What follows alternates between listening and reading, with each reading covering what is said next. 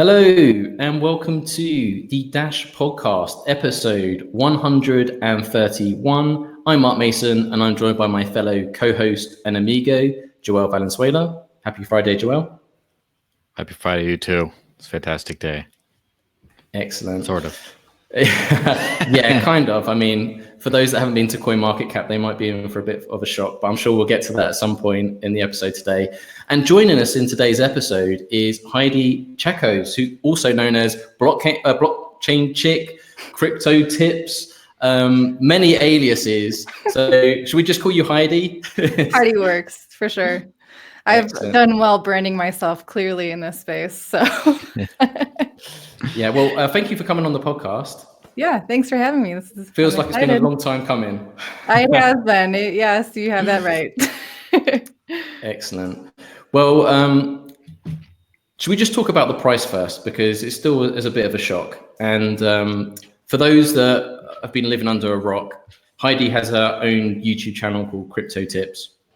So, and that covers, it's blockchain agnostic channel, and it covers general crypto news, services, businesses, hardware as well sometimes. But yeah, the price this week has just been crazy. And I'm actually amazed that you're so chirpy today, Heidi. I thought you'd be crying. I thought you'd want to cancel, but why are you? I mean, you're not ecstatic, but you're not a Debbie Downer either. So the price movements recently, they're not affecting you emotionally. Is that fair to say?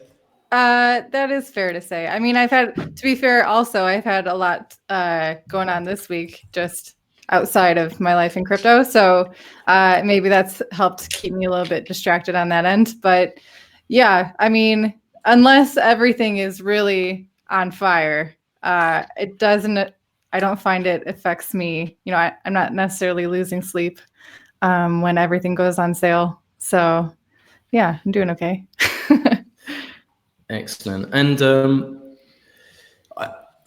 obviously, we've been following each other for a little while, and your Twitter, you're a very avid Twitter user. But one of the things I see that you mentioned quite a lot is your approach to cryptocurrencies. And in the past, it seems that you've been a fan of dollar cost averaging into cryptocurrency. So I guess in terms of short-term noise in the cryptocurrency market cap, over the long term, if you're dollar cost averaging into cryptocurrency, it kind of plays out as opposed to kind of time in the market and anything can happen. Do you still adopt that approach today? Oh, for sure. Yeah, definitely. I mean, just for me personally, I try to avoid stress as best as I can. And so it's something that I definitely speak a lot about on my channel. Again, Crypto Tips is understanding the bigger picture behind this whole cryptocurrency space. And it definitely helps you see, this is more of an opportunity than, I spoke recently about having like an early adopter mindset, and without needing, really, I was just exploring the thought of like not needing approval of someone else to go ahead and invest or not invest or whatever. And yeah, like cost averaging is a pretty stress-free way to participate in this space and to, stack sats and hodl a little bit harder. It's really important, I think, especially times like these, to not forget why you're in this space. If you are in it at all for the tech, if you're in it for the price, you're probably not having too good of a day. And also, trying to trade when things get volatile in the downward motion can certainly be stressful. Trying to pick the bottom, trying to know if there's going to be a dead cat bounce or all those fun phrases and patterns. And yeah, if you can see this as an opportunity and have a very long-term perspective, I'd say that would work out in your favor. Well, talking of humble beginnings, let's talk about how you got involved in the cryptocurrency space, because Dash is going through a evolution right now with Dash platform and evolving, but you yourself have kind of evolved and changed and moved with the market as well, because I first learned about you via Steemit. So can you just tell us what you were doing before cryptocurrency and how you got into it, maybe a bit about Heidi Travels, because I knew you as the Steam It girl for quite some time. Yeah, for sure. I actually was living a fairly boring life in Midwest USA in Indiana, small As one town in tends to do Indiana. in that area. And yeah, just my dad has a sign business, so I was working at his shop printing signs. I was working as like a waitress in a pizza place for a while, and I went to school for English, not really knowing, like I was pretty much waiting. Like I didn't have a real clear direction in my life, but it was kind of like when you gain experiences along the way and then it all just comes together.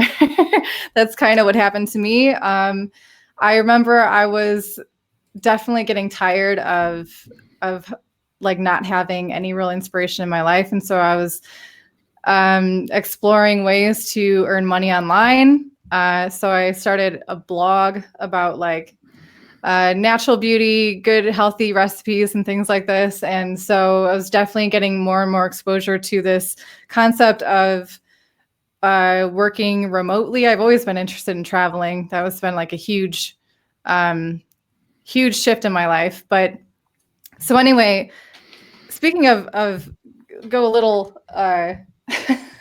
little off topic here slightly, talking about people waiting to for this mass adoption of crypto or whatever. It's like it's always compared to, you know, the internet and cryptocurrencies and the amount of freedom that it unleashes, and it's like free information and things like this. It's still hard for people to imagine being able to earn a living through working online. Wherever I go, whenever I mention that, it's still like shocking for some people, even for my family, even now. Like it's not that they don't, you know, believe in me or whatever. They're just like, wow, it's awesome, you know, and they can't possibly think that, you know, something like that could also work for them. Anyway, so pursuing online and then getting, having experienced, you know, 2008 in my town and seeing people's houses go foreclosed on and really understanding slowly how everything was connected through that. And I was actually watching this, I was dabbling a little bit with like precious metals and things like this whenever I could invest in some, I would do that. And I was watching this YouTube channel called Brother John F., I believe, and he's the one who mentioned Bitcoin for the first time. And that took me a while to wrap my head around, to be honest. But yeah, I got some exposure, did some more digging, and then I came across Steemit several years later. And that was like my first experience of what I would call like a level playing field, or at least like a brand new platform where you're not necessarily trying to bust through a really saturated market like travel blogs or like food blogs and stuff like that. So when I joined Steemit, that was like July 2016. And I had gone on like a few trips. I'd managed to earn some money and put it away. I was pretty much saving all that I could on the jobs I was working as a waitress and at my dad's sign shop, and going on a trip, having to come back. And anyway, so when I joined Steem and being an early adopter of that platform and being a girl in the space and talking about actually something that wasn't cryptocurrencies on that platform, I definitely got a lot of support from the whales there. So that helped me get a huge, you know, a lot of support on crypto. And it's something that like changed my life completely, like for real. What happened though? Because Steemit used to be quite lucrative. And I did join up, but it seemed like the first people to really get on the platform then kind of had a monopoly, and then anyone else coming afterwards wasn't great. But now Steemit doesn't seem to be getting that much traction. So it seems like the economic model wasn't great. I remember at the Dash conference in London 2017, I was there with Michael Box Mining, and we went for a lunch, and he was taking a photo of his food, and we were around the table and we were laughing, taking the mickey out of him. And by the time we finished the meal had paid for all of our meals. So just from Steam, it just upvotes and everything. So I know it used to be incredibly lucrative. You're known as Heidi Travels on there. You still do post your content on there. But like, what happened? Like, why isn't Steam as lucrative? Because I think they've got like a user base of over 3 million at one point. I don't know if that's still the current state of play. But like, what happened? What went wrong with Steam? Yeah, I mean, I've experienced the same thing. Obviously, like my posts used to be making like thousands of dollars. Now I'm making like $3, $2 a post, which is fine. Like that's, at this point, I'm blessed enough to not have to be scraping by for that. Like it's really just about getting information out and contributing to the community and things like this. But yeah, I definitely, it's a great reminder that this whole space is all a giant experiment. This is the first time we're seeing people build things that is openly available to anyone in the world and create things of value and be able to distribute that value however you see fit. And the people, you know, there's a lot of good things about Steemit, and there's some things I don't necessarily agree with how it's organized. Like, for example, the limited number of witnesses and things like that. I feel like that puts a, you know, a little bit of a limit on that anyway. Yeah, it's just a giant experiment, and they tried to incentivize people to post in one way or another with the whales and how that's all distributed and with downvotes. And I mean, I've had my own little there's wherever there's people and social media, there's gonna be drama. And so recently, I don't know what I did wrong, but there was one whale that was like downvoting everything that I was doing, and it was really just sad because for me, it's like Steemit was supposed to be just like this whole space, supposed to be disruptor, and it's supposed to be, you know, giving the power back to the people, uncensored, and yeah, and it's kind of turned into a little bit like Facebook, where, you know, one person with enough power can downvote you and limit your exposure and affect your reputation on the platform, and that kind of sucks. So, I mean, there's ups and downs for everything, but I mean, the idea behind it was great, and it's not going to be the last one. It's not the only one.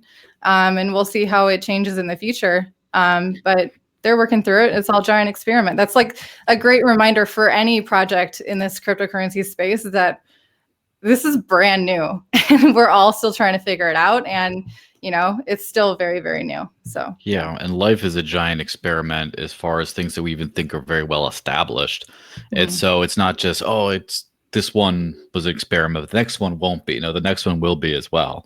Exactly. And also, when we think about decentralization and things, and then just think, oh, all we have to do is write some snazzy code, then all of a sudden millennia of human nature just gets erased overnight. It's like, how many people in the real world have to deal with some sort of a arrogant boss throwing his weight around for petty reasons? How many like crazy dictators or whatever do the same thing? And the good thing is you can just switch off Steam and just do something else. And it doesn't mean that human nature doesn't exist. It just means that now you have different tools to kind of minimize their negative effects and still just live your life freely, which, you know, you're still doing today, despite the Steemit experiment not working. I mean, I don't know too much about your life, but I haven't seen you waitressing around here lately. Yeah. I mean, no, it's a great reminder also, is that no matter how perfect you write the code, it's still people behind it. And it's always going to be human nature to be greedy, to be selfish, to be whatever. So no matter what kind of perfect tool you create, there's going to be some human using it. So, yeah. Well, I thought Steemit was a very a well-intentioned idea, and the fact that it was content creator based, it enabled people that weren't necessarily already exposed to cryptocurrency to come in. So whether you're writing a poem, posting a picture of a painting, or just sharing your content, whether it's videos or blog posts from other avenues on there, was a great onboarding mechanism tool. And it just shows that the economic model of coin distribution and everything else, and also kind of governance, because you mentioned voting, and brigading is a massive issue. I mean, Joelle knows about this because Reddit suffers from brigading as well, because people get passionate cryptocurrencies, and sometimes moderators on certain subreddits, I don't know if we'll mention them, but I mean, Joelle, I mean, we've being exposed as a publication to a lot of brigading on certain subreddits. Yeah, it's always funny because the truth always shines through in some way, shape, or form. And when you see, for example, there was our cryptocurrency subreddit, which just by its domain squatting or whatever you want to call it, managed to just have a great position. But the moderators, I mean, for years we dealt with this. It's not quite as intense, but there used to be a giant vendetta from the Monero community against the Dash community. Now I think there's some old school people still kind of think that way, but for the most part, they just don't care. They're on doing their own thing. But back in the day, you post anything on Dash and instantly get downvoted to 0. And you'd post that, and there would be, even if you had a couple dozen people upvoting it, it would still within a certain time frame just get down to 0. And every single Monero post got at least 200 upvotes, if not more, but usually around the exact same numbers. You knew there was some serious vote farm manipulation type stuff. And I mean, it's a lot harder for that to have any effect on something like Twitter. I think there's a reason why eToro's they have a portfolio of based on Twitter sentiment for cryptocurrency, and I think Dash was like 47% of that, because just the Dash people just jumped on Twitter and started, getting all energetic, and then there just wasn't that self-censoring sort of functionality. The brigading doesn't really work. It just might, inflate some statistics, but that ultimately doesn't, it's a little bit harder to game, I guess. Yeah, I knew this topic was going to come up at some point. I've just been keeping an eye on the live chat, and this is going to come to no surprise to Heidi. And as she's already been public about it, I don't think it's a taboo subject to raise. So someone asked the question, Heidi, can you ask Heidi about being nomadic, her second citizenship video, St. Kitts, and why she picked that one? Could you just elaborate on that a little? Yeah. If you don't mind? Yeah, actually, going with this whole once I left the US, I actually came to Portugal for the very first time, and I completely fell in love with the place. And that's actually where I live for about 6 months out of the year anyway. It's where I am right now. Love it. And it's with that kind of a mindset, it's you start thinking of things differently. And with cryptocurrencies, this world of borderless, and for me, just it didn't make sense to hold one passport. I wanted to decentralize my citizenships, and so yeah, St. Kitts was very easy. Definitely the main reason why I chose that one. It was the easiest way to get a second citizenship very quickly. There is one. I made a video on this on my channel, but also, obviously, for the person asking this question, there's a really good YouTuber. His name is Nomad Capitalist, and I think it's Andrew Henderson. He's really cool. He's got this great phrase that I love. It says, "Go where you're treated best." And I mean, if you have the means to do this, why not? If it's just a plan B, or you never know what's going to happen in the future, just trying to. Same thing with cryptocurrencies. You don't know what's going to happen in the future. So you're just laying a plan B, preparing yourself, obviously having some foresight into where things are going in the future. Anyway, so for me, the entire process, also, if you're really interested, you can check out the video on my YouTube channel. I have a link to the lawyer that I use. Actually, she was great. But so the whole process from start to where I had the passport in my hand was about a year, 8 months to a year. Just from, I mean, it's in the Caribbean, and so it's on island time, and they don't always have Wi-Fi. So there's some delays and stuff, but it was very easy to get through. You just have to, do some background checks, give them your life story of where you've lived, of where you've worked, your whole family and all that. As long as you're not, haven't been convicted of a crime, pretty much you should be okay. But yeah, so definitely happy to have gone through that. And if there's anyone who's interested in pursuing that, there's, again, Nomad Capitalist. He goes through like every country that does a second, makes it possible to obtain their citizenship through either investment or other means. He goes through a lot of the details. Also, if you want to like open a business in a different country also, but yeah. So you mentioned Portugal as well. I didn't want to mention that without you saying it first. So Yeah. now you've kind of doxed yourself. It's okay. I opened the door. So I know this isn't the case, but I think other people will be thinking, did you pick Portugal because of the recent cryptocurrency tax laws? And for those that don't know, can you explain what that is? Yeah, actually, so the tax laws are, to my understanding, is as long as it's like a personal investment, there's no income tax for cryptocurrencies. I believe there's also no foreign income tax for Portugal as well, if you're a resident here. But yeah, pretty stoked when I found out that they affirmed it again several months ago that they're not going to be taxing that. So if it's a part of your business, that might be a different story. Definitely talk to a tax professional, because that's not me. But to my understanding, it's as long as it's a personal investment income, then if you're cost averaging and you take some profits, you should be okay. But consult a tax professional if you're living in Portugal. Yeah. So Portugal's got it going on right now. Yeah, I mean, I love Portugal because, oh man, the coastline just goes on for forever and it's gorgeous. There's like this wild Atlantic Ocean. The food is really amazing. It's very affordable. I ran into some very friendly people when I first came, so that of course helps. And it's got surf all over the coast. So there you go. I actually, I mentioned I was a bit busy earlier this week. Where I live, there's really, really big waves, like record-breaking waves pretty much every year, like talking 80 to 100 feet.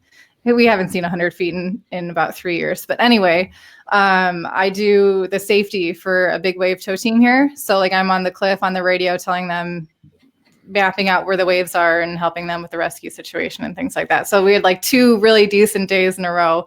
So it was like 9 hours of me just standing and being stressed out. So today's like my first like off day. So it's pretty nice. And so that's why I've spent all my stress hormones on that. And I've been delightfully distracted from the bloodbath happening in the crypto space. Yeah, that's pretty fantastic. And that's something I'd encourage everyone to do, is have a life outside of crypto. For sure. Then there's always something you can kind of go to and spend more time on, you know, for certain times. And I do get, for example, in the markets type channels, there's a lot of people, a lot of doom and gloom, a lot of histrionics. And it's just, for me, it's slightly entertaining to watch for a bit, even though, you know, I'm about as in this as one can get. But I do spend a couple hours a day not doing crypto things. So yeah, you got to get out of your head sometimes. That's for sure. Yeah. So Heidi, there is something I did want to ask you. Okay. Because you've been very vocal about this on Twitter, and I also noticed on your videos as well. You come across very anti-KYC AML. I know that you're a privacy advocate, but can you just summarize why you're not a fan of KYC AML? I see you talking out against certain exchanges all the time, and in terms of educational stance. Yeah, for sure. I mean, it goes back to kind of the cypherpunk movement, and they started like back in like the late 80s and 90s, like when the internet was not even really kicking yet. And they had the foresight to know that it had the potential to really affect people's privacy. And I think it should always be a voluntary thing that, and it is really in this crypto space, it is still voluntary. You don't have to use that exchange. You don't have to give them your information. You can search out other options. But for me, it's like, once, and again, it's written in the Cypherpunk Manifesto, once you give your sensitive information to someone else, just consider it compromised, because they're never going to respect it as much as you will. And unfortunately, you know, in today's day and age, it's given away way too often, despite all of the many instances of people disrespecting your private information, and they get security leaks, breaches from like the stupidest reasons. Password, just like really weak passwords, for example, or like mismanagement from the people in charge of securing it.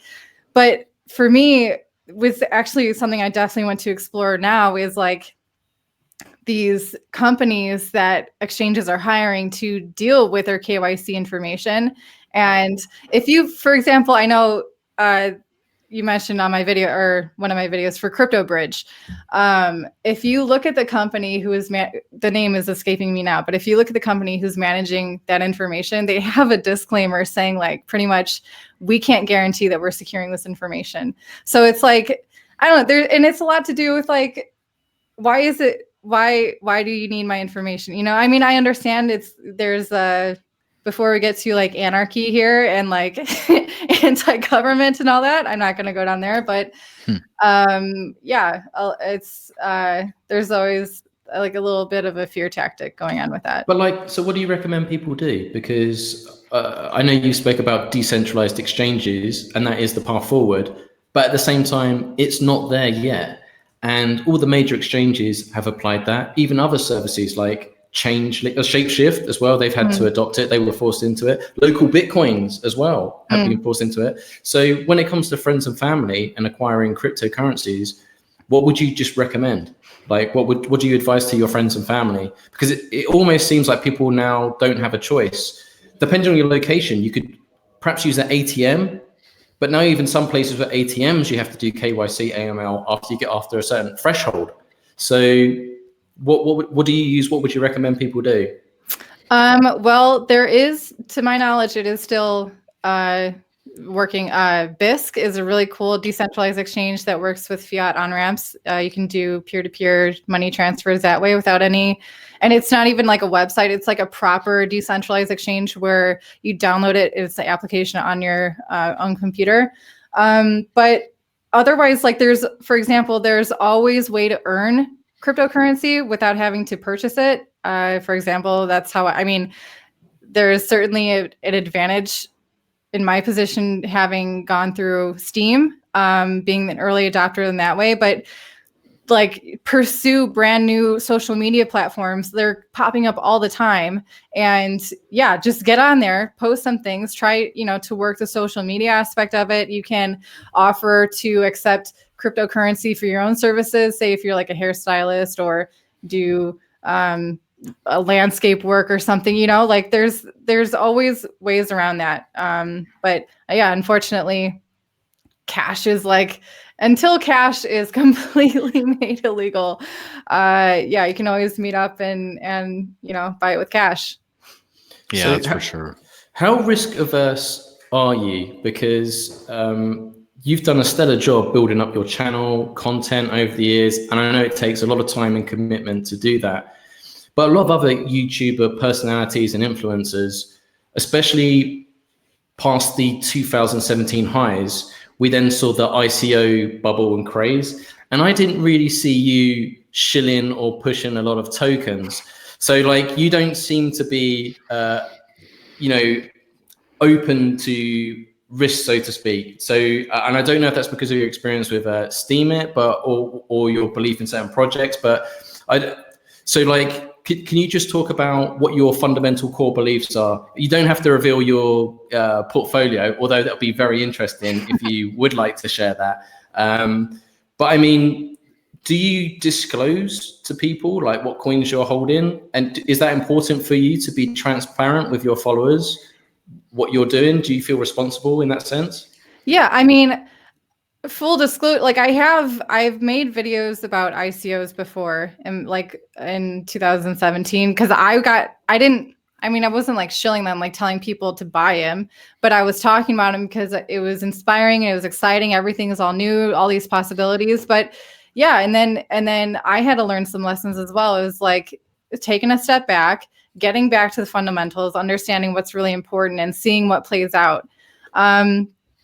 Yeah, I mean, I think I've matured over the years and like calmed down a little bit, and just, that's been my real focus. I'm going to keep saying it. It's like going back to the fundamentals. What are the pillars that this whole cryptocurrency space was built on in the first place? What inspired it? And if you can always go back to that, because those are solid. And if you can find projects that are in line with those kind of ideals, like decentralization, like censorship resistance, like open source, permissionless blockchains, then that's a very fine place to start. I do talk about, well, I have a Patreon page, but I'm not gonna promote it because I am shifting. I have a website called learningcrypto.com, and I'm definitely going to be much more open to that. I don't talk about, it's actually like a relief to not talk about specific coins on my channel because I don't feel a certain responsibility, even if they're not paying you to talk about it or anything. It's like you have I feel like I have a reputation and I want to be as unbiased as possible. So yeah, I haven't talked about a specific coin on my channel in a very long time. But anyway, so learningcrypto.com, if you're interested, I will be going over my portfolio there for those who are interested, and it's not investment advice. More so, I just want to highlight what I think those projects are doing right. And again, it's all a freaking experiment. There's no guarantees in this space. And yeah. So did you... Well, no, let's talk about it. So you mentioned learningcrypto.com. I think you've done a fantastic job with the website. It's looking very clean. So this was the kind of evolutionary step I was talking about before, because I think things move in phases. So there was Steemit, YouTube, which you'll still continue with. But so what's the plan of action? What was the thought process with Learning Crypto? Why are you doing learningcrypto.com? And what does this offer that's different to your YouTube channel? Oh, for sure. It's kind of like you mentioned before, how Steemit brought a lot of people onto the platform who didn't necessarily know what cryptocurrency was. They just knew that, or they heard that they could earn money by posting content on there. And that is actually what inspired me to create Crypto Tips, the YouTube channel, because I was interacting with people who were really excited, really inspired, but not really understanding even like how wallets work, what cryptocurrencies are, how to use an exchange. So that was kind of my hint of like, okay, I started in college. I was an education major. Like I always have a little bit of like an education touch, interested in helping people, trying to explain things. So makes me sound like a know-it-all, but it's been something that I really enjoy, is helping people if I can. And so, yeah, Steemit led to Crypto Tips. And now after, how many years have I been on Crypto Tips? Like 3 years now? Yeah, I think so. 2017, right? Yeah. So going on 3 years. And I feel like I finally have the confidence in myself to be able to kind of assume the authority role of helping people in this space. Granted, we are still so early that you just need the really bare minimum basic of information, which I'm sure we're going to see the next time a bull run kicks off. All these new people, all these gurus are going to show up. But we learn from mistakes, right? I know you're a keen advocate of constantly reminding people not to leave their funds on exchanges, because it seems we can't go without 1 month with some kind of exchange being hacked and funds losing or data kind of exposed. I don't want to move too far away from the portfolio thing, because I like the way you describe yourself in your bio. You say you are a crypto maximalist and a fiat minimalist, which I love because I hate dinosaur bankers and dinosaur banks the money. But you're not a Bitcoin maximalist, so to speak. You're open to everything. Yeah, for sure. Yeah, it's like I mentioned Bitcoin specifically a lot in my videos, but it's more just like because that was like the first cryptocurrency. That's what started this all. It was kind of like the idea. I guess I should say cryptocurrency is not Bitcoin, but that's what. I mean, I'm human.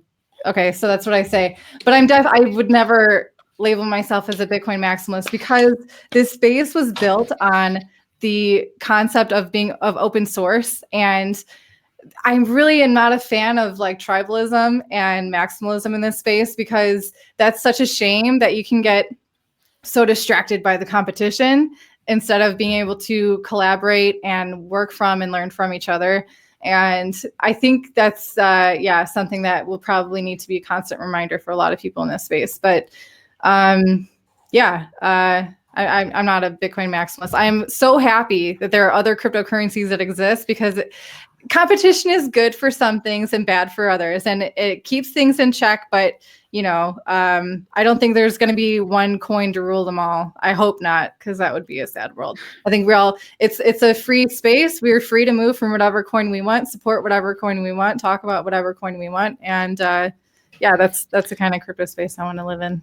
Is it tough these days? Because I don't know if it's just my perception, but I seem to have seen maximalism become a lot more rabid and it's not just BTC maximalism, it's also slightly BCH maximalism, but very strong BSV maximalism, and just a lot of that going on. And especially when the market ratios drop, like when it was full on 2017 alt season, everyone was a crypto generalist because what about their bags? But like now that it seems like the markets have receded significantly and most people are only like confident that Bitcoin itself is going to recover, it seems like most people are like, oh, here's your coin or something. So do you find a lot of pushback? Because I know people on the internet are the nicest of people, Yeah, the honesty really comes out when you have a nice wall and like thousands of miles between you and the other person. I did a post. I was in Malta when Richard Hart kind of cornered or was able to question Craig Wright, and it was really interesting seeing the people comment on that one. But yeah, I definitely am seeing that too. It's like a lot more sharper teeth now for some reason. Yes. In fact, just recently, I was in a Twitter exchange, and just very illustrative of the times we're in, because someone said something about, how much Bitcoin do you own or whatever. And I just said none. I haven't since. Don't you love that question? Well, yeah, but I just said none since 2016 because late 2015, I stopped accepting fiat currency for payments for anything. And early 2016, I closed my bank account, still don't have it.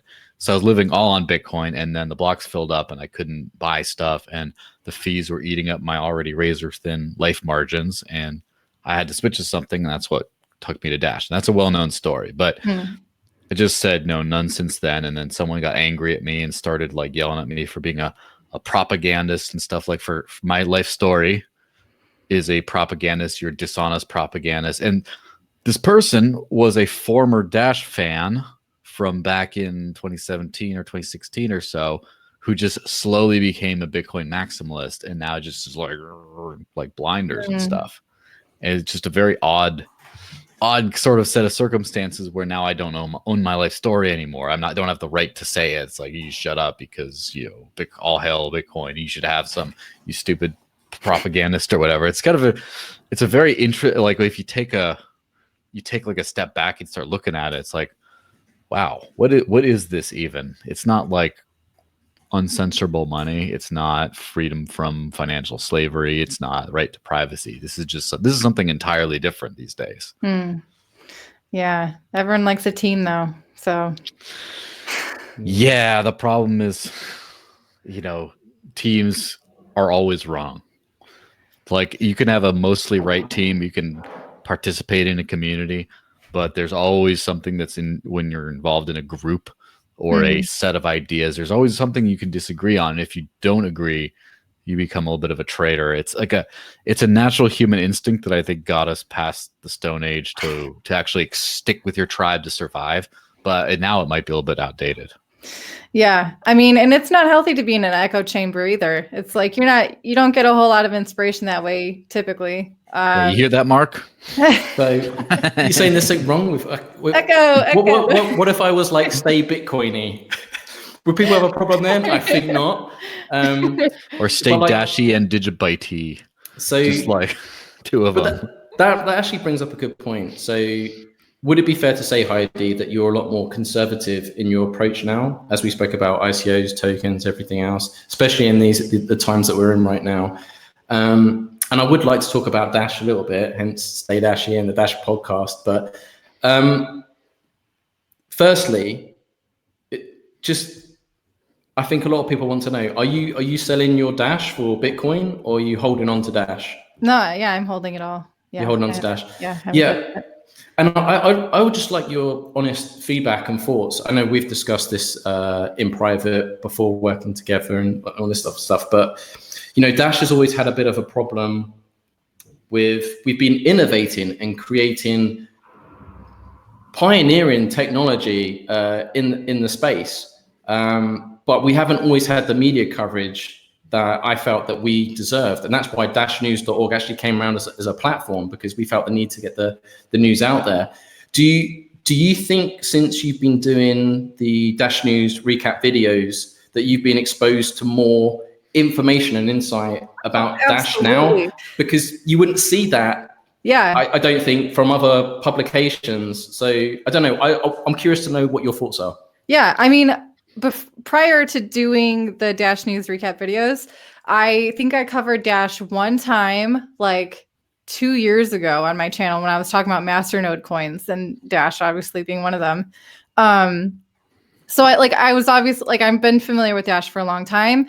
And actually, it's funny you say that, because the reason why I never really, if I ever talked about a coin, it's because I felt like it needed to get more exposure. And this must have been after Dash News came out, because I always felt like you guys got it down. And actually, when I started doing these news recaps, I totally had this thought, like, wow, I think Mark's like low key trying to get me to be like super duper dashy, because I'm like, wow, and it's true. It's like there's so much usually going on. He's trying to exercise his mutant mind control. The haircut should have tipped you off right away.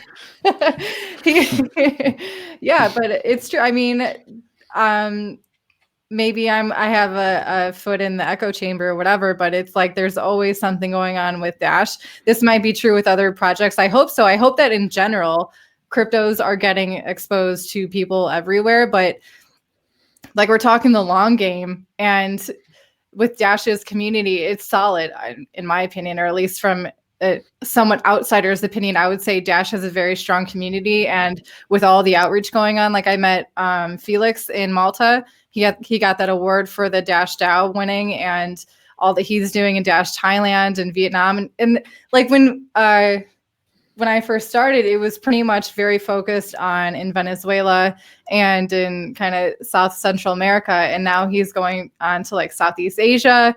It's really, it's pretty cool. Yeah. Yeah. I noticed the same thing too, because when I heard about, I started using Bitcoin in 2013, and, everything was great. And late 2015, when I decided I'm done with Fiat, and I quit my job, and I was just like, I'm just going to only work for Bitcoin now. I'm like, and now what do I do? And so I started looking for a job, and right before Christmas of 2015, I got my first article published on Cointelegraph. I just jumped in there, and that was my job for a few years, and or a year or so. And in so doing, you learn a lot by covering the Bitcoin news about what's going on. And I do remember there were slow seasons where I'm like, yeah, nothing much is going on. I still got to write about something. And then we kind of have to expand to like, encrypted tech, like Signal Messenger, or kind of say something like that, or just talk about like, Alan Greenspan saying the gold standard's a good thing, so therefore kind of Bitcoin, like you have to do those peripheral news things. And not very long after, as in like 6 months or so after we started Dash News, and I was a little afraid, like, what am I going to write about? And there were only a few news dry spells in the 2.5 year history of the publication. It's just like there's always stuff to write about. And I remember just 6 months prior, just writing about Bitcoin and cryptocurrencies as a whole, I would sometimes like run out of stuff to write about. And then that's been something that, from a completely non-shill perspective, has been a little surprising to me in the beginning. Yeah. And it's also like what we were talking I feel like we've been trashing Steam this whole time, which really I've used it. Steam's one of the few cryptocurrencies I've used relatively frequently, not so much anymore. Yeah. But I used to write stuff. I exclusively published writings on Steam. But talking about like, experimenting with economic structures and stuff. And I think DAOs are super interesting. And I actually had I need to interview him again. Arlen Kolwick, he's one of the founders of Blocknet. He's got some, I haven't read it because I heard it's very long and dense, but he has this like super in-depth blog post about self-governance models. But I think that's a super interesting concept that that this space has created. And Dash has been like a great talk about, how do you get crypto without going through KYC? Do a proposal for a DAO and, participate in the community and bring some value and then get rewarded for it. So yeah, I think it's pretty cool. Yeah. And I think we can learn, I'm sorry if there are any Steemit fans out there. Like I said, we can learn from it. And I actually think Steemit's probably done the best job in the crypto space, actually onboarding people that weren't cryptocurrency users. Oh, for sure.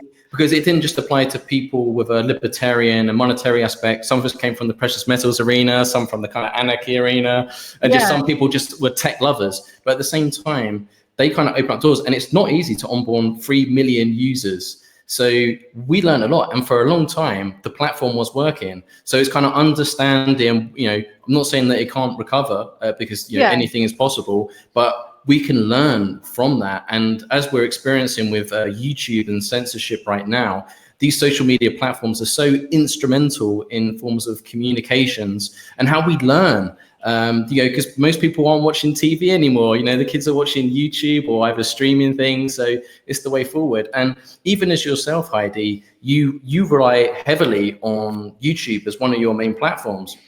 And I don't know if this is a concern of yours, but we had a question in the live chat saying, is Heidi concerned about the December 10th YouTube rollout of their new terms? I don't know what those guidelines are, but they say they go on to say where they can shut down channels if it's commercially not viable. Do you have a fear of YouTube shutting you down? And what are your thoughts on that? And perhaps some alternatives. Is that regarding running ads on them? Because if it is, that's not a concern because I don't do ads on my videos. But yeah, I mean, maybe they don't even want that content at all on their platform. If it's, if I'm so disruptive, that's actually a great sign. But again, like there's other platforms, like Library is one. If that were the case, I would definitely be pursuing a way to host my own videos on learning crypto or something like that. Not to be like exclusive or anything, but something like I'm not gonna lay down if YouTube answers me, that's for sure. And there are other solutions out there. There was DTube for a while, and I was uploading my videos to that because it was using IPFS, and DTube, it was working for quite some time, and then I just ran into issues, and I was trying to upload videos, and it just stopped working. DLive, I've not used yet. But I've seen people that seems to be functioning and working well. I think PewDiePie actually signed like an exclusive deal with DLive. Like he would only go live with them, which is huge. He's like the biggest YouTuber ever is on DLive. So score one for the crypto crowd. Yeah, and I think that's going to be the true pathway to mass adoption, because not everyone's religious about money. Right? Most people have got 9-to-5 jobs, but if you can offer utility and value via a service, and if we can dress up a censorship-resistant social media platform that actually functions as well as the centralized ones, then we can onboard people through that. And I hope in the future we see those killer DApp, decentralized applications doing that, where they're utilizing cryptocurrencies.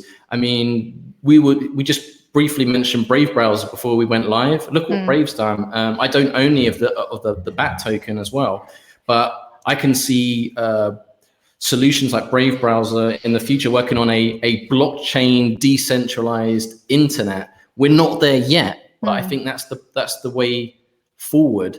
And I'm sure you've probably looked at exploring other social media platforms, Gab, Minds, and all sorts of things. Yeah. So when you create your content, where are you sharing it? Because you must have a routine. So you create a video on YouTube, you're putting it on Steam. Where else are you sharing it?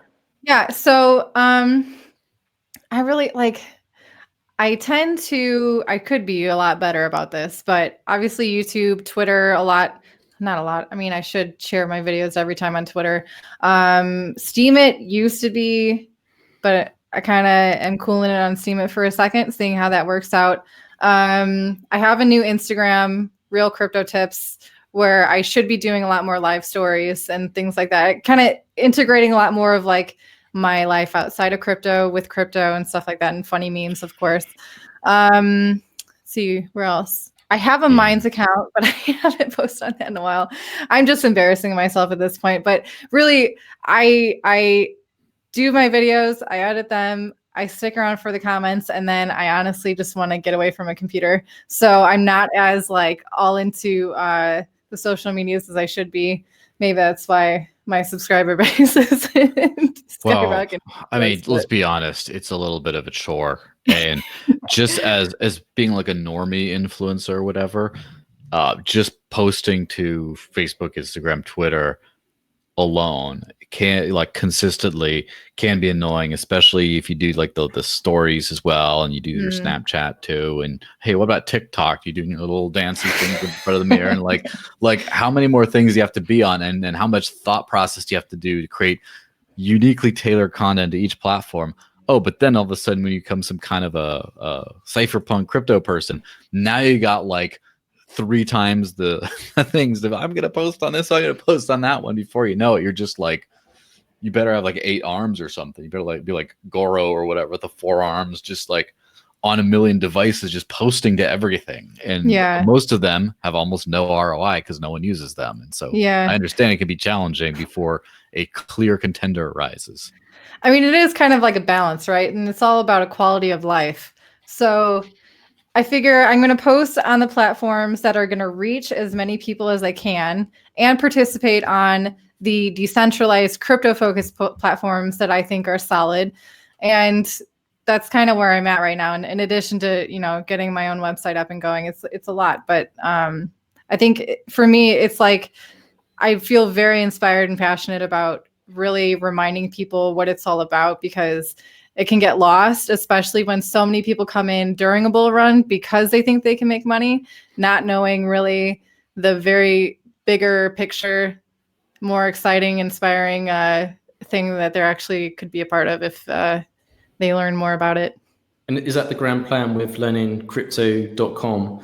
As you said, that you're passionate about education, and it kind of sounds like you're trying to create an onboarding process via like an academy style video series that kind of takes people from 0 to 100, where they can learn about crypto, learn where they can buy it, but then also safely hold it, and things that and pitfalls that they need to be aware of so they can learn from it and avoid it. So hopefully they don't make mistakes that others have done on the same journey. Is that fair to say? Yeah, in a nutshell, for sure. And also like my other visions are of like having guest experts come on and do chats or blogs or something like this, and do maybe one day do a conference that we would all be happy to attend, or just video chats. And I think for most people who are new in this space, what they need most is someone in person to talk to them and have like no matter how simple their question is, just to be able to ask it to a real person and get a response is very valuable.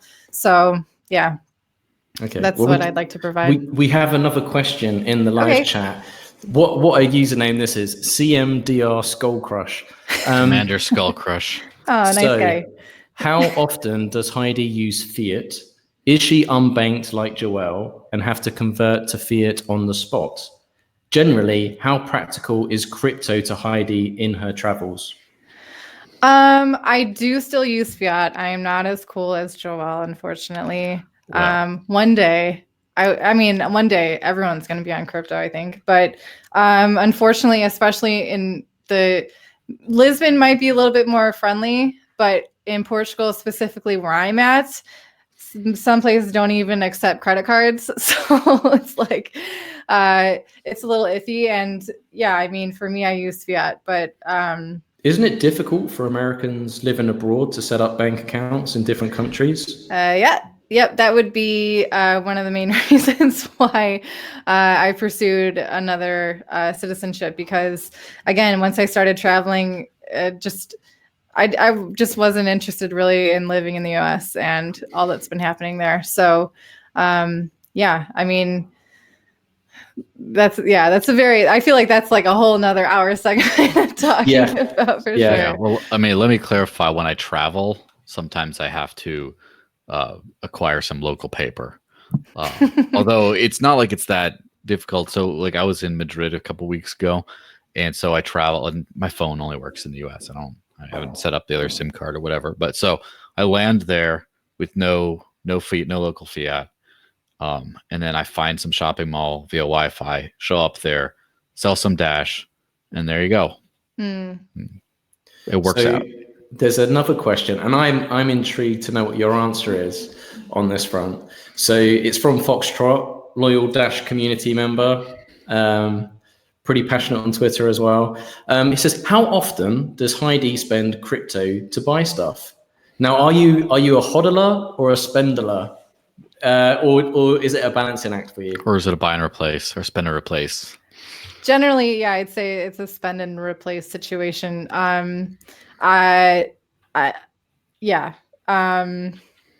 How often do I sell crypto? No, how often does Heidi spend crypto? Oh, spend crypto. Oh. Do you buy gift cards with crypto, for example, or? No. No. No. And is there a reason for that? I mean, for example, if you do have some fiat reserves, if you value your cryptocurrency more, for example, or you see that appreciating, you would rather spend your fiat supplies first. Oh, for sure. Yeah. Is that the case? Yeah. Soft money goes first. And for sure. So I'll only sell if I have to. And yeah, I'll try and, set a budget for myself, so I still have something to hodl. And I'm guessing it's location based thing as well, because in Portugal there isn't that many merchants that I'm aware of that are accepting cryptocurrency. So now, of course, Heidi could apply for a crypto debit card, which is propping up the legacy banking system by either using Visa or MasterCard. However, in order for Heidi to do that, she would have to adhere to KYC, AML rules.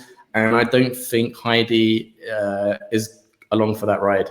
Is that correct? Yeah, I mean, I'm definitely trying to limit my KYC exposure.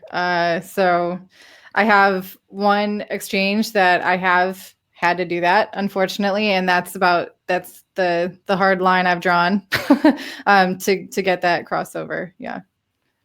So do you have a message to your followers and people that are perhaps new to cryptocurrency, and they've just seen the market as it is now? Like, they saw the highs of 2017. Then we had the bear market of 2018, where it just slowly dwindled down. Now this year, it went down and there's a bit of a pullback. But for me, I've even seen in the Dash community in itself, people become emotional because it's a money thing, right? People putting their savings in it. So how do you weather the storm? How do you prepare yourself? Do you just clearly focus on the long-term end game? I mean, you must have people reaching out to you concerned about the situation. So like, do you have any concerns, or are you just confident about the future of blockchain technology? Just surfing that big wave. Yeah, I mean, I don't think you should ever put yourself in a situation where you are completely vulnerable to one outcome. Decentralization is an interesting concept that can be applied in many different areas of your life. And if you want to hedge against fiat and the failure of that, there are precious metals, there are cryptocurrencies, there is real estate, there is other things that you can get into. But yeah, for me, I have I'm very comfortable with the future of this cryptocurrency space. And I definitely try to keep as long-term of an outlook as I can. And I feel like if you're incredibly scared for a dip in the market, you should consider that. Maybe reevaluate where you are, what you need to adjust, whether it be your awareness of what is really happening in this space and why the price might not necessarily be reflecting that, what is affecting the price. That's that's a fun rabbit hole to get into. But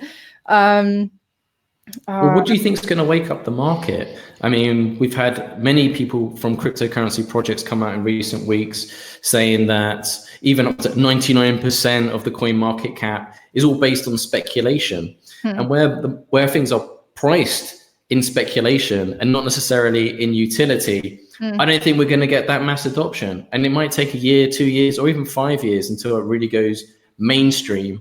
But I mean, there has to be a turning point, right? Because right now it seems projects aren't being valued based on their utility, active addresses, and the real world use. And it's just all like a big casino where people are just gambling away and just rolling the dice. And people using CoinMarketCap as a metrics instrument to measure success, but CoinMarketCap is really a fake measurement of success when it comes to utility data and metrics and what actually is going on in these projects. And if you go to CoinMarketCap now, a few years ago, even before all the ICO craze, it was clear you could see the cryptocurrency, real cryptocurrencies. And now there are so many stable coins tokens. I mean, Joel knows I'm a big fan of the and I filter out the non-mineable coins on CoinMarketCap. Yeah, as we call the shitcoin filter. Only because it makes Dash go higher, but also as well, it's because I need to know, because there's so many stable coins and all the exchanges are doing the same thing with their trading coins. Yeah. And it's not that it's saturating the market. It's just, it causes so much confusion because of course there's always going to be a need for traders, right? Because we're dealing with currencies here. Yeah, but at the same time, Heidi, what is it going to take? When is this market going to actually start valuing cryptocurrencies on utility?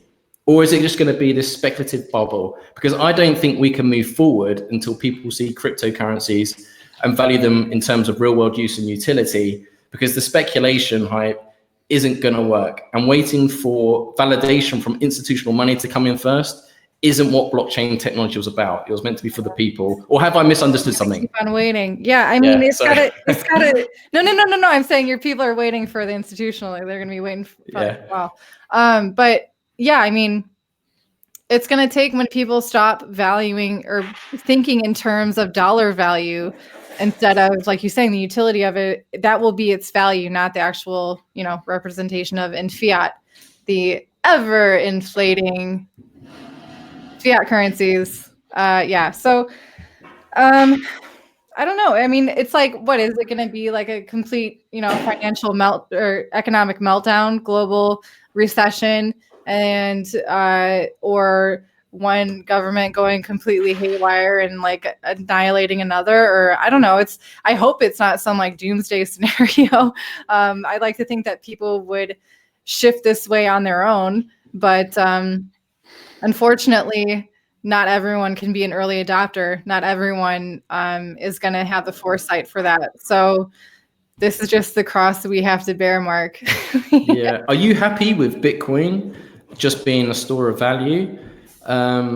Yeah. Or do you want it to be a medium of exchange as well? Jimmy's song, for everything else, there's MasterCard. Yeah, no, but I mean, that's the thing. That's the beauty of this cryptocurrency space. Some coins are going to have some strengths more than others. And right now you have the freedom to switch between one or another and use them however you see fit. So, I mean, yeah, for sure, Bitcoin, I would see is definitely a store of value. Whether or not that's how it was designed, that's what it is now. And I think that's how a lot of people use it. But I mean, yeah, there's a big difference between the slow transactions and the fast ones and the expensive ones and the cheap ones. And the next time a bull runs and people get flooded, we're gonna see how everyone stands up to it. Yeah. Yeah, which is always funny to see transaction counts and values and things like that. Just watch the data over the time. And I still remember that time, late 2017, when Litecoin got completely congested for a day or two because everyone was on Coinbase, #1 app in the US at the time, and they couldn't move their Bitcoin. It was congested. And then they went to try to move Ethereum, and there's a bunch of cats on the network, and so that didn't work. And then third down the list, Litecoin, and then Litecoin was dropping transactions, wasn't working because there weren't enough nodes, and the fees were in like the $2 range for Litecoin, which is hilarious to think of. So yeah, that was just 2017. I mean, imagine when you have some larger scale use. Yeah. Yeah. Interesting times. So, in terms of, I think we should probably wrap up soon because we've been going for over an hour now. So, learningcrypto.com, crypto tips on YouTube. On Twitter, you're known as Blockchain Chick. Do you just have a different username for every platform? Do you not think this through, Heidi? We've spoken about this. Branding, identity, everything. Come on. You know what this reminded me of is Dash's founder, Evan Duffield. He has like so many different social media accounts because he'd log in and just do stuff, and then he'd like disappear for a while, and he'd just forget it. So he'd make a new account every time. So maybe it's that. Yeah. I mean, honestly, I think that speaks more to like my expectations when I was starting all this, really. I mean, you know, I didn't have a marketing background and I was just a person interested in, you know, trying to communicate in this space. But yes, that's right. Those are all my handy dandy links. Do you think, real talk here, do you think people have to be careful when they're following certain YouTubers and personalities? Because when you are in the influencer space, I know, especially for 2018, I was contacted by so many ICOs. We've already seen a few YouTubers outed by taking money for certain projects, even some big YouTubers in recent weeks being called out for certain things. Do you think people should be cautious about YouTubers? I mean, we always say do your own research, but as you're in this space, I think people will be very interested to learn what your thoughts are on this. No, absolutely. I think especially someone who is communicating in as much of a face-to-face way as like videos, they can be more, people can be more susceptible to be trusting of them. And, you know, unfortunately, not everyone respects that and not everyone holds their own accountability. So for sure, be skeptical, ask questions, don't have this like one person that you always listen to because they happen to be right this one time. And always on Twitter, I was always saying this, like, take note of who's wrong, how often they're wrong, and take note of who's right. They might not always be right, but like. You hear that, Tone Vase? He's my like, old yes, buddy. Bitcoin's going down to 3,000. It's on its way. He can't wait. That's funny. Right. Yeah, we had someone in the chat say, Heidi, why you never mentioned Dash in your tweets? Well, in Heidi's defense, she always retweets the Dash News video recap, so I can say that there. Yes. But I'm guessing most of Heidi's tweets, from what I've seen, are either anti-bank sentiment or sharing her own content, which she's worked very hard to build up that profile and spent years building up her following. So I don't know if you want to add anything more to that, Heidi. I mean, it's true. It's kind of building on what we were just saying, like the trust and the respect of people's trust of you. Like, I feel like even if I mention one coin, that's me endorsing it, whether it's valid or not. I feel like people should be coming to their own conclusions. So my real philosophy is highlighting the fundamentals and dangling the meat and not giving the prize, because I'm trying to help people understand what it's like to do their own research and to understand, to be able to recognize if a project is doing it right and come to their own conclusions. Because if you're investing your own money, that's on you. Like, I'm not going to care nearly as much about your money as I would mine. And going back to this whole bear market that's happening, people who are freaking out, maybe it's because they were buying a coin that someone said it would be good and they don't know why it was good, but someone said it, so they bought it, and now they're watching it burn maybe, and they have no idea why. So there's a lot behind why I try to stay crypto agnostic. And so let's talk about it quickly. I mean, although this is the Dash podcast, we want to be real and authentic. Are there any projects now that really interest you? I mean, what projects get you most excited at the moment about the future? Well, one that I was really interested in was Raven. Actually, I thought it was really cool what they were trying to do to digitize assets like real estate and things like this and really help people. What is that book I was reading? It was really interesting. So Raven Coin allows you to create your own tokens, right, on their thing. Is that correct? Yes, or I'm not.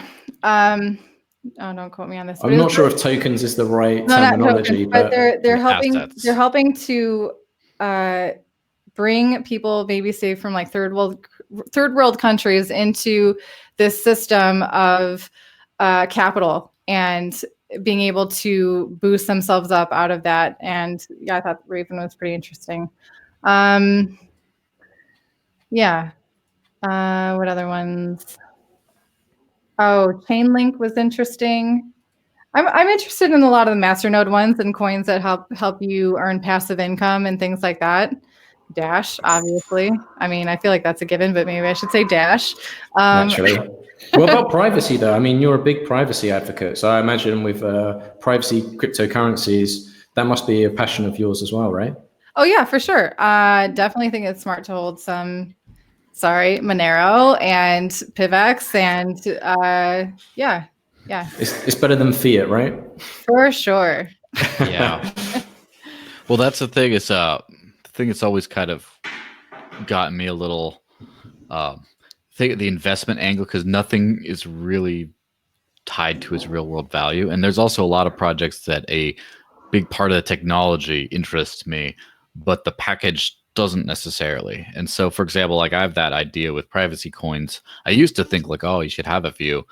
And then I see like just some exploit found in the fundamental way the coin is created. And I'm like, all right, well, it's like, it's not just, oh, we found that this tech doesn't work or this tech has these drawbacks. It's like now the entire investment, just burn it and go away. And then like, for example, the most recent thing was with Grin, and they found out the Mimblewimble exploits and such, and just saying like all right, well, like what's left for the coin now? And of course there could be other ways, there could be a way to mitigate things, there could be, but still it's like the when you have a one trick pony and then that trick kind of turns out weird, that ends up being a little sour. So that's one of those reasons that why I'm interested in quite a few different coins. But then like for example, I know Dash is researching zero knowledge proofs for encrypting some Dash platform data in the future. I'm like, all right, well, I guess they might create that thing. And then it's like, you used to think I want like payment coin or whatever. And then what if there's something for smart contracts or things like that? And first off, you just see all the actual problems that these, as you quite wisely mentioned, experiments run into.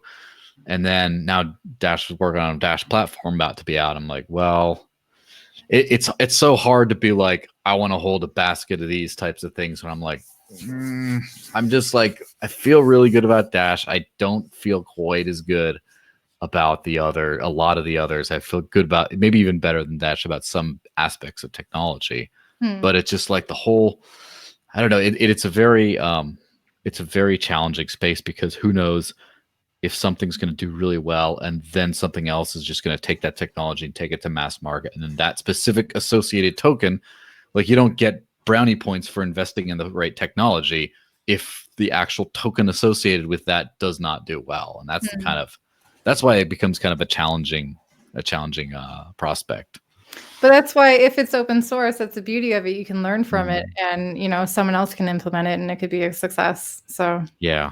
So it makes me a crypto user maximalist, if you want to call it. There you go. Where I think you should use everything and not necessarily invest in everything. Whereas that's kind of the backwards thing. People just don't want to download a client. They don't want to use anything. They're just like, I'm going to buy a big bold basket of shit coins and see what happens. And it's like, have you used any of them? No, but I spent 40 grand. I'm like, what? Exactly. What did you do? What was that? And just like, I never bought Steemit. I never bought Steam, but I use Steemit. Yeah. Well, it's like, that's the way you should do it, I think. Yeah.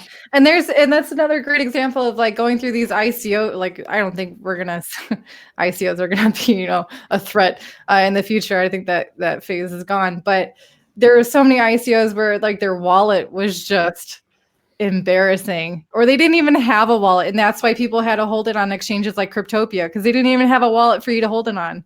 So. And then people lost money with Cryptopia, right? Yeah, but it was. Yeah. But they were willing to put how much money into it anyway? Like, like it's people need to Yeah. There's a great comment in the chat actually saying that market price cycle is not the protocol development cycle. And I completely agree with that. And just like Joelle, I like Dash because of the usability and the utility, and also mainly for the development. I think Dash is number one in tech in terms of pioneering new solutions. You know, Dash pioneered the Masternode network, you know, and we continue to push forward. And the way our development team works is that we're not competing with other crypto, so to speak. We're looking, because we know the crypto market is, you know, a small bubble relatively to the bigger world in terms of mass adoption. We want to compete with PayPal, MasterCard, Visa, and we want that accessibility. So that's just my personal feeling. But when you look at cryptocurrency projects, as you're a YouTuber, you have to look at many projects. So before you get really interested, what do you look for? I mean, you look at the development technical side, the white paper, the community, because really there's a lot of components that come together. You might even just check in their Twitter, social media presence, right? There's a lot of components to making a successful project. And I'm just curious what some of the things you look for before making a decision that you know, I agree you should be doing the test drive, but what do you look for? I'm definitely looking for projects that are mineable, that anyone can get a hold of, that maybe have a least likelihood.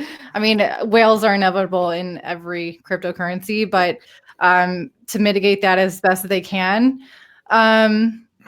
Looking for, again, the community is who's going to be using this coin is a great, you know, way to see, you know, if there's actually any interest, what the sentiment is like for that coin.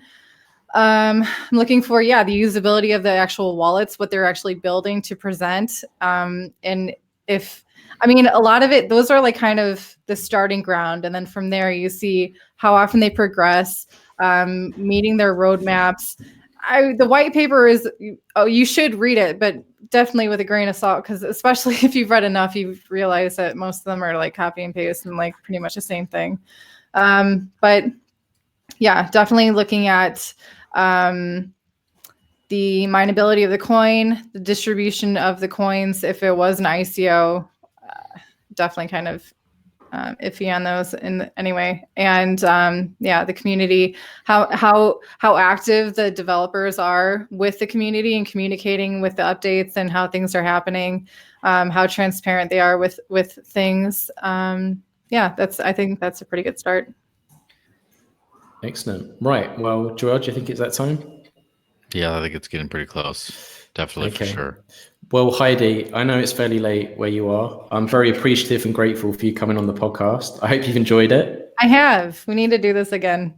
Absolutely. Okay. Well, I kind of plugged your social media before. So many times. That was great. Well, you know, but like, is there anywhere? All of them. Was there anything I missed out? You know, so really, it's a blockchain chick. Twitter, crypto tips, YouTube. I'm sure most people following are already aware of that, but in case you didn't, and for our podcast listeners as well, that's good to know. So that's crypto space tips. Yeah. And then you are Heidi Travels on Steemit. Yeah. If you guys want to read my travel blogs from way back, you can scroll back. I would say I enjoy those. But And you've got learningcrypto.com. And although you're still building it out, it has a lot of content on there already. For sure, You can so if you've got friends and family that are new to cryptocurrency, that's quite a good learning resource you can be building upon. You're fairly active on Instagram as well. So real crypto tips. And I think that's it, right? I think I'll do a better job than you. I'm on library.com, crypto tips. So you can find me there as well, in case YouTube takes me down. And I've done my job. And also the Dash News YouTube channel. If you want to keep following the Dash News video recap, Heidi is in the know and reports on the latest and greatest in Dash. And for those that haven't been watching lately, but we've moved the news now to a fortnightly video as opposed to weekly. So just in case you were wondering where was the video this week? So excellent. Okay, well, I'll pass over to Joelle now to wrap up and plug the after party and our Discord. And then we'll take this out. All right. Well, if you like what you see here, you absolutely have to like, comment, share, and subscribe in that order, possibly. If not, who knows? Who cares? And don't forget to hit the notification bell. And I'm sorry I messed up Mark's timing on that because he usually goes bing on that. Don't forget to hit the bell because otherwise, a lot of people are like, I didn't know the podcast was right now. When was it? I'm like, hit the bell. You'll absolutely know. So, and this now it's time for the sacred, time-honored tradition of the after party, which is just like this, except there's a bunch of us, random people. It's not recorded, so don't worry about that. And we just chat about whatever we want until the wee hours of the morning. In fact, I believe the Dash Up folks were saying that they wanted to go in there about they have some new they're trying to do some exciting new development projects on Dash, and they wanted to just go chat with people. So assuming they're still doing that, that would be great to do. So just the way you do that, first off, you got to get to the greatest place on planet Earth, or not really, it's in the interwebs, but whatever. The Dash Talk Discord, you go to the miraculous link, staydashy.com. Oh, there it is in the live chat. That gets you in, and then you just start asking around, hey, where's the after party? Where's the after party at? How do I get in the after party? And then you can ping myself or Mark. I go by the Desert Links, but Mark is, Mark Mason. And then there you go. We'll get you in there. It'll be a good time, I promise. Excellent. Well, this was episode 131 of the Dash podcast. I hope you found this to be informative. I'd like to thank Heidi again for coming on the podcast. And Heidi, if people have enjoyed this video and they're watching this on YouTube, what should they do? They should smash for Dash. Yeah. Get mine out of the gutter. Excellent. Yeah. Okay. Save it for the after party. Yeah, there you go. Right. Okay. So have a fantastic weekend wherever you are in the world. Stay positive. Stay humble. But most importantly, stay dashy. Have a good weekend, everyone. Wow. Hey, thank you. Such master note.